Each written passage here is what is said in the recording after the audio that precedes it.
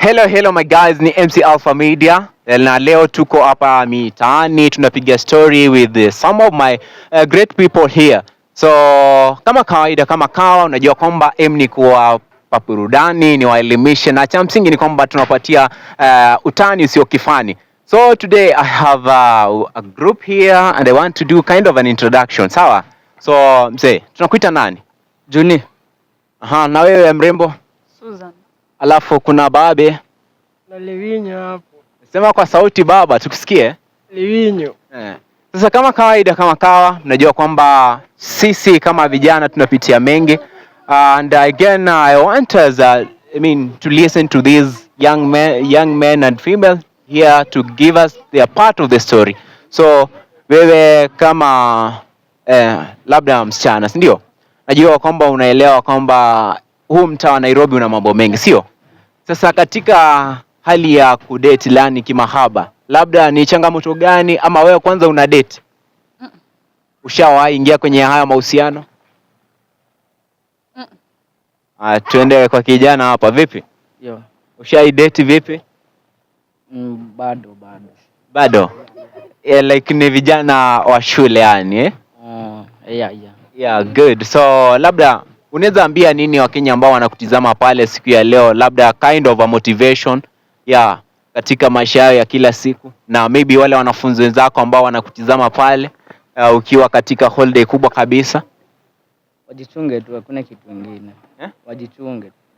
Wanafunzi wenzangu wajichunge na hizi mambo. Wajichunge vipi? Kwani wao ni ng'ombe wanajichunga? Hapana, si hivyo.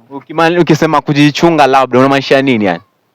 Yaani kuingia mahusiano kama hii ya kupendana, hiyo saa zingine inaweza leta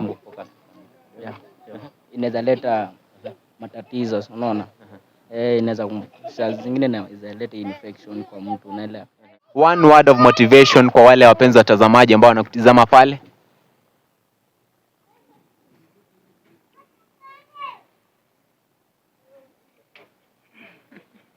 Wakina nani Wewe ni kijana, kwa hivyo mimi nitataka sana usiongee na wazee, lakini nataka uongee na vijana wenzako, sio? Like unaweza wapatia kind of a motivation, unaona? Si unaelewa haswa katika hii likizo refu, sio?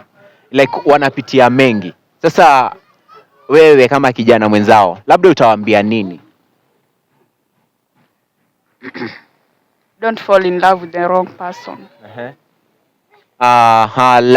Bana, tukusikie pia wewe. Tunasemaje? Wakajana wajichunge, wasijaze. Ukijaza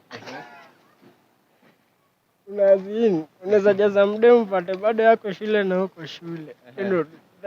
That is the thing that I can say. Okay, kujaza kidogo hapo, labda uelaborate kidogo.